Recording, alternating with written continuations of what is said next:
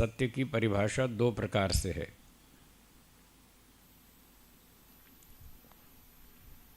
एक प्रकार से इस तरह से है, बोलिए, जो वस्तु जैसी हो उसको वैसा ही जानना, वैसा ही मानना, वैसा ही लिखना, वैसा ही बोलना, वैसा ही व्यवहार करना सत्य कहलाता है। ये है सत्य।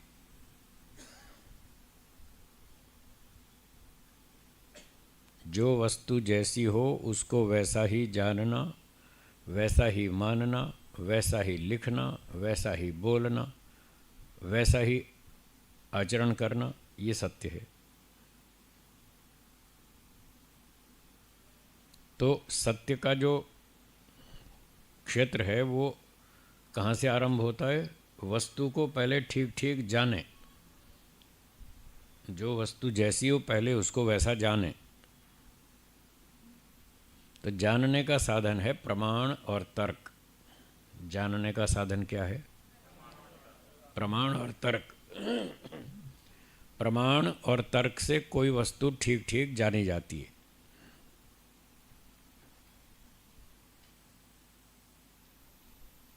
उसके बिना नहीं जानी जाती। जब आप प्रमाण और तर्क को छोड़ देंगे तो फिर भटक जाएंगे, कुछ समझ में नहीं आएगा। यदि प्रमाण और तर्क की सहायता से किसी वस्तु को जानने की कोशिश करेंगे तो वो वस्तु ठीक समझ में आएगी।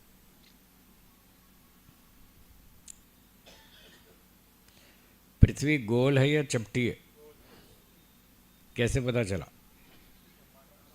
उसकी पुस्तक में लिखा है ना, भूगोल शास्त्र में लिखा है पृथ्वी गोल है, ये प्रमाण है।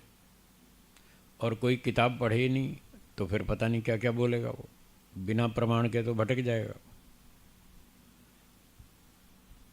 3 को 6 से गुणा करें तो कितना उत्तर आएगा? 18। कैसे पता चला? प्रमाण से। पुस्तक से पता चला, गणित की पुस्तक बताती है 3 को 6 से गुणा करेंगे तो 18 उत्तर आएगा। तो ऐसे यदि प्रमाण से खोज करेंगे तो ठीक बात समझ में आएगी।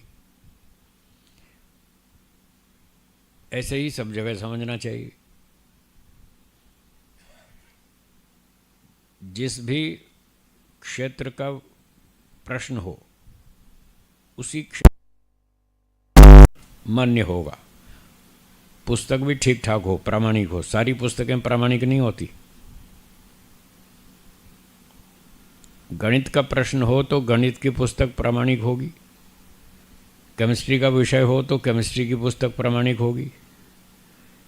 और ईश्वर आत्मा का विषय हो तो आध्यात्मिक पुस्तक, धर्म की पुस्तक, वेदों की पुस्तक, ऋषियों की पुस्तक जो उससे संबंधित है वो प्रामाणिक होगी।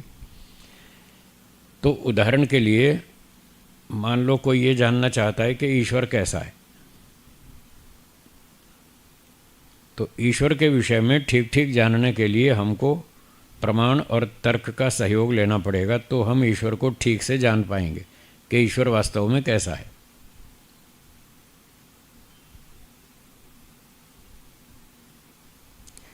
हर व्यक्ति के अपने अपने विचार हो सकते हैं, होते ही हैं, पर वो सारे ठीक नहीं होते। सारे विचार ठीक नहीं होते, उनमें विचारों में टकराव होता है, विरोध होता है। जहाँ जहाँ विरोध होता है तो वो सारे विचार सही नहीं होते। जैसे कुछ लोग ईश्वर के विषय में कहते हैं कि ईश्वर चौथे आसमान पर रहता है, कुछ लोग कहते हैं 7वें आसमान पर रहता है, कुछ लोग ये मानते हैं वो बैकुंठ में रहता है, कोई श्रीपुर में बताते हैं, कोई कैलाश पर्वत पे बताते हैं, कोई परम धाम में बताते हैं। सबके अपने अपने विचार हैं। और कुछ लोग कहते हैं ईश्वर सब जगह रहता है। आपका क्या विचार है? ईश्वर कहाँ रहता है? सब जगह रहता है। तो क्या प्रमाण है? वेदों में लिखा है। वेदों का प्रमाण है, उसमें लिखा है सपर्यगात ईश्वर सब जगह रहता है, सर्वव्यापक है। तो ईश्वर के विषय में कुछ कुछ तो लोग ठीक ठीक जानते हैं, 2-4 बातें तो ठीक जानते हैं, फिर आगे गड़बड़ हो जाती है। जैसे ईश्वर के बारे में इतना तो मानते हैं कि ईश्वर एक है। ईश्वर एक है या बहुत सारे हैं? एक है। तो ये बात ठीक है, क्योंकि ये प्रमाण से सिद्ध है, वेदों में लिखा है ईश्वर एक है। तो जो वस्तु जैसी हो उसको वैसा जाने, यहाँ से सत्य आरंभ होता है। वैसे ये लोग बोलते तो हैं ईश्वर एक है, सिर्फ बोलते ही हैं, व्यवहार में तो अनेक है। व्यवहार में तो अनेक ईश्वर हैं। कैसे? लोगों के घर में आप देखिए, भगवान की फ़ोटो रखी है या नहीं रखी है ना? एक रखी है या बहुत सारी? अब देखो, इसलिए कह रहा था व्यवहार में तो अनेक है। शब्दों से तो एक कह रहे हैं, व्यवहार में बहुत सारे ईश्वर हैं। ईश्वर एक जगह रहता है या सब जगह? सब जगह। जो वस्तु सब जगह रहती हो उसकी शक्ल होनी चाहिए या नहीं? है? नहीं होनी चाहिए। तो ईश्वर एक जगह रहता है या सब जगह? सब जगह। तो ईश्वर की शक्ल है या नहीं है? नहीं है ना। प्रमाण से, तर्क से तो यही सिद्ध हो रहा है ईश्वर की कोई शक्ल नहीं है। जब उसकी शक्ल नहीं है तो उसकी फ़ोटो कैसे बनेगी? बन सकती है? नहीं बन सकती। फिर भी लोगों के घर में कई कई फ़ोटो रखी हैं। अब बताइए, ये जो फ़ोटो रखी हैं, जो फ़ोटो वाले हैं उनको भगवान मान रहे हैं, ईश्वर मान रहे हैं, वो सत्य है या असत्य है? असत्य है। ऐसे पता चलता है, सत्य और असत्य का ऐसे पता चलता है। तो वेदों के अनुसार, वेदों के प्रमाणों के अनुसार ईश्वर एक है, वो सब जगह रहता है, उसकी कोई शक्ल, फोटो, आकृति कुछ नहीं है, वो निराकार है,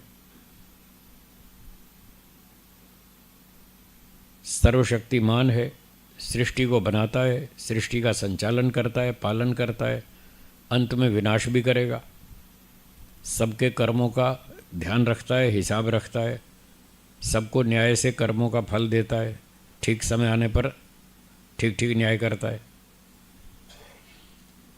ऐसा ईश्वर है। तो सत्य की परिभाषा में बताया था, जो वस्तु जैसी हो उसको वैसा जाने।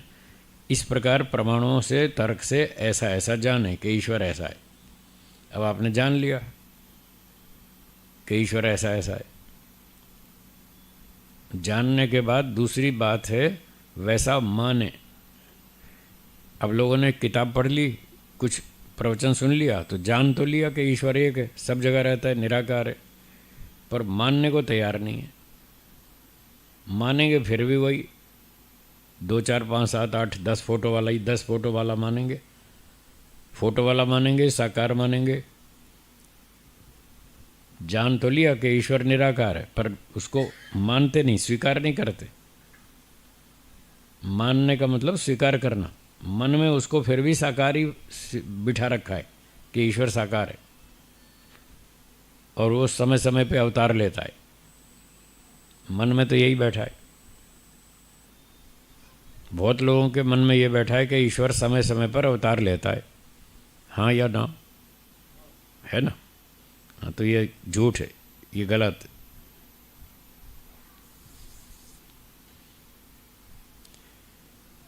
तो योग में जाना है, यम नियम का पालन करना पड़ेगा।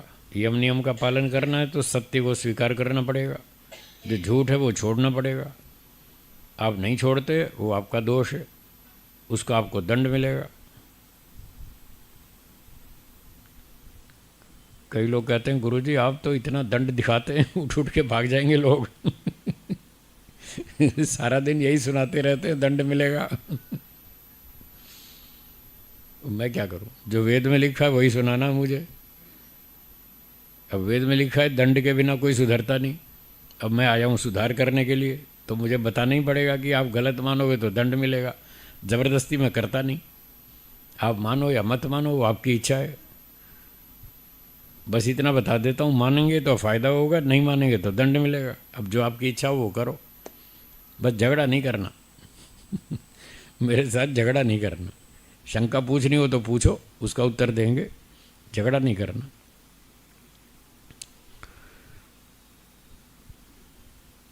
तो जैसा ईश्वर है वैसा हमने जान लिया, उसको वैसा फिर स्वीकार भी करें, माने भी सही कि हाँ ईश्वर निराकार ही है। उसको मन बुद्धि से हृदय से ऐसा ही स्वीकार करें तो सत्य है, नहीं तो झूठ है। तीसरी बात, जो वस्तु जैसी हो उसको वैसा जाने, वैसा माने, वैसा लिखें। जब पुस्तक लिखनी पड़ेगी, कोई आर्टिकल लिखना पड़ेगा तो वही लिखें। ईश्वर निराकार है, अवतार नहीं लेता, वही लिखना है तो सत्य है।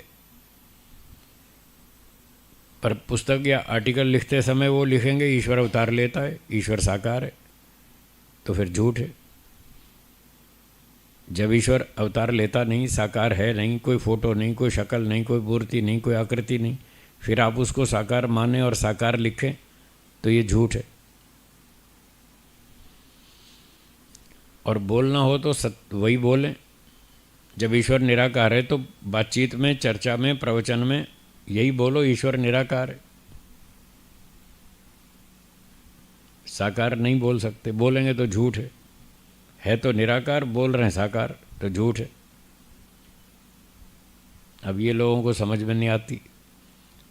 वो कहते हैं जी हज़ारों साल से लोग फोटो की पूजा कर रहे हैं, मूर्तियों की पूजा कर रहे हैं, साकार ईश्वर की पूजा कर रहे हैं, ईश्वर का अवतार मानते आ रहे हैं। भाई मानते आ रहे हैं तो क्या हुआ? कोई बात गलती से आपके परिवार में चल पड़ी और अब पता लग गया कि वो तो गलत है, तो क्या उसको छोड़ना चाहिए या नहीं? या आप ये कहेंगे साहब हमारे यहाँ तो 5 पीढ़ी से ऐसा ही चल रहा है। ये तो कोई उत्तर नहीं हुआ ना, 5 पीढ़ी से ऐसा चल रहा है। एक परिवार वाले 5 पीढ़ी से हुक्का बीड़ी पी रहे थे, उनको पता नहीं था, गलती से परंपरा आ गई परिवार में, वो बेटा पोता सब चलते रहे और बीड़ी हुक्का पीते रहे। अब 6ठी पीढ़ी वाला मेडिकल कॉलेज में गया डॉक्टर बनने, वहाँ उसको पता लग गया ये बीड़ी हुक्का पीना हानिकारक है। तो उनके प्रोफेसर साहब ने पढ़ाया कि ये बीड़ी हुक्का नहीं पीना चाहिए, ये हानिकारक है। उसने आके अपने घर में पिताजी को बोला कि हमारे डॉक्टर साहब ने बताया बीड़ी हुक्का पीना हानिकारक है, इसको नहीं पीना चाहिए, छोड़ दो। तो उसके पिताजी ने कहा हम कैसे छोड़ दें, हमारे यहाँ तो 5 पीढ़ी से चला आ रहा है बीड़ी हुक्का, हम कैसे छोड़ देंगे? तो ये उत्तर ठीक है या गलत है? गलत। तो ये कोई उत्तर नहीं है कि हमारे यहाँ तो 4000 साल से मूर्ति पूजा चल रही है। भाई गलती हो गई, अब उसको समझ में आई तो छोड़ दो, जो सही बात है उसको स्वीकार करो। आर्य समाज का चौथा नियम बोलिए। तो ये सिर्फ दीवार पे लिखने के लिए थोड़ा ही है, ये पुस्तक में छापने के लिए नहीं है, ये प्रैक्टिकल आचरण के लिए। सत्य के ग्रहण करने और असत्य के छोड़ने में सर्वदा उद्यत रहना चाहिए, तैयार रहना चाहिए। जब भी पता चले ये सत्य है उसको स्वीकार करें तो आपका भला होगा, आपको सुख मिलेगा, आपकी उन्नति होगी। और सत्य को स्वीकार नहीं करेंगे तो आपको नुकसान होगा। क्या करना वो आप जानो, बताना मेरा काम, मैंने बता दिया। तो लिखना पड़े, बोलना पड़े तो वही बोलें, जो जैसी वस्तु है सही सही बोलें, सही सही लिखें, सही सही मानें और फिर सही आचरण भी करें। अब जैसे ईश्वर की बात चल रही थी, ईश्वर एक है, सब जगह रहता है, निराकार है, सर्वव्यापक है, उसका कोई फोटो मूर्ति आकृति नहीं है।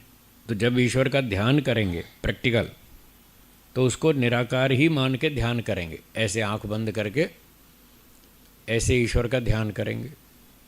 ईश्वर निराकार है, उसका कोई आकार नहीं, कोई फोटो नहीं, कोई शक्ल नहीं, कोई मूर्ति नहीं, ऐसे मान के ही उसका ध्यान करेंगे। तो ये आचरण वाली बात थी आखिरी। तो वैसा ही आचरण करना ये सत्य कहलाता है। इसी तरह से बहुत सारी बातें हैं, 1-2 उदाहरण और दे दूं। आत्मा ईश्वर का अंश है, हाँ या ना? है? नहीं है। कुछ लोग कहते हैं ईश्वर आत्मा का अंश है। आत्मा, हाँ आत्मा ईश्वर का अंश है, ऐसा लोग कहते हैं। आप में से कितने लोग मानते हैं आत्मा ईश्वर का अंश है, वो हाथ ऊंचा करेंगे जो ये मानते हैं। अच्छा, अभी भी मानते हैं? पहले मानते थे, अभी भी मानते हैं? और इधर से माताओं बहनों में से कोई नहीं मानता? जो आत्मा को ईश्वर का अंश नहीं मानते वो हाथ ऊंचा करेंगे, जो नहीं मानते। अच्छा, नहीं वाले बहुत सारे हैं, ठीक है। हैं? बताया था ना, आत्मा ईश्वर का अंश है या नहीं है? नहीं है ना, हाँ ठीक है, लास्ट टाइम बताया था।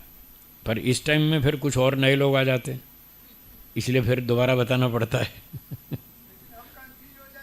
कंफ्यूज बिल्कुल नहीं होंगे, आपको कंफ्यूज करने के लिए नहीं बुलाया, आपका कंफ्यूजन दूर करने के लिए बुलाया।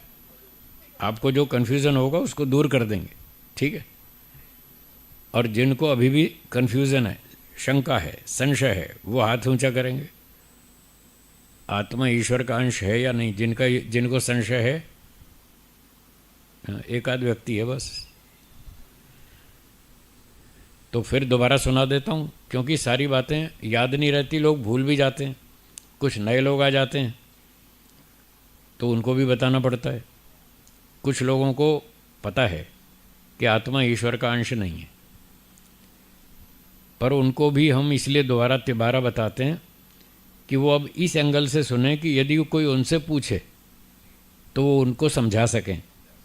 जो लोग पहले से जानते हैं आत्मा ईश्वर का अंश नहीं है, वो इस दृष्टि से इस बात को सुने कि यदि उनको समझाना पड़े तो कैसे समझाएंगे, तो इस एंगल से भी सुने।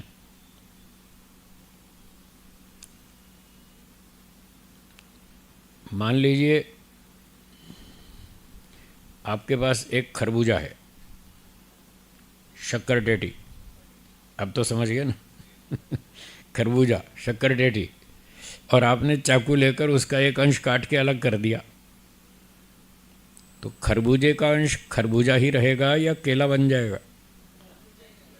खरबूजा रहेगा, केला तो नहीं बनेगा। तो जैसे खरबूजे का अंश खरबूजा होता है, केले का अंश केला होता है, सेब का अंश सेब होता है, तो ईश्वर का अंश क्या होना चाहिए? ईश्वर होना चाहिए। क्या आप और हम ईश्वर हैं? नहीं है, तो हम उसका अंश नहीं है।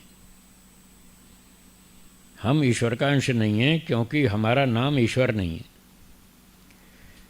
दूसरी बात, जो खरबूजे का अंश है उसके गुण और जो बड़ा खरबूजा है, दोनों के गुण एक समान होंगे या अलग अलग? एक समान, तभी हम उसको उसका अंश कहेंगे।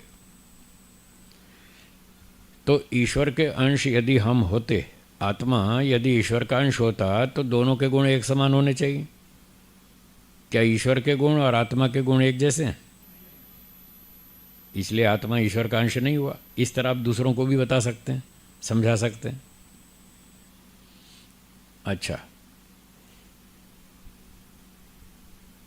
ईश्वर को मानने वाले लोग ईश्वर को कैसा मानते हैं? अखंड मानते हैं या खंडों का समुदाय मानते हैं? अखंड कहते हैं ना, वेदों में बताया ईश्वर अखंड है, एक ही ईश्वर है और वो अखंड है। अखंड का मतलब क्या होता है? जिसके खंड नहीं हो सकते उसको अखंड कहते हैं।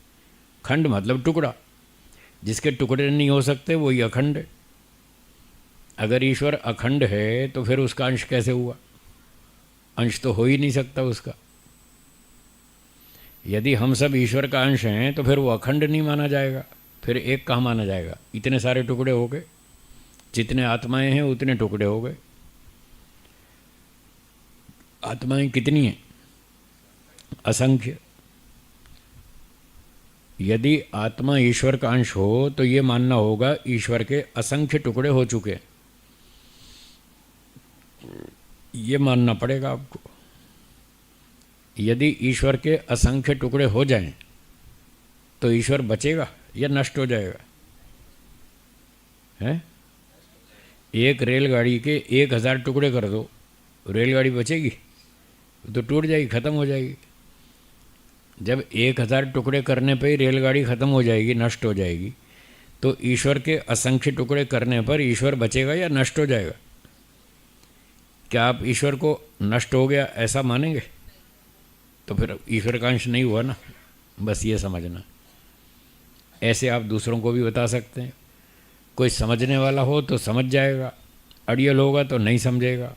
ना समझे तो झगड़ा नहीं करना, ना समझे तो छोड़ दो, कोई बात नहीं।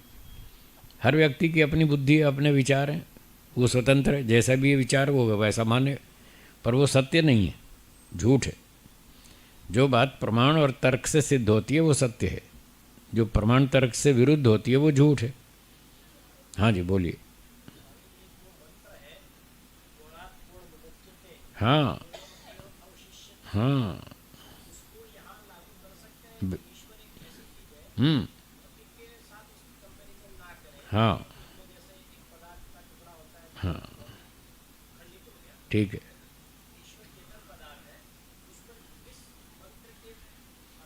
हम्म।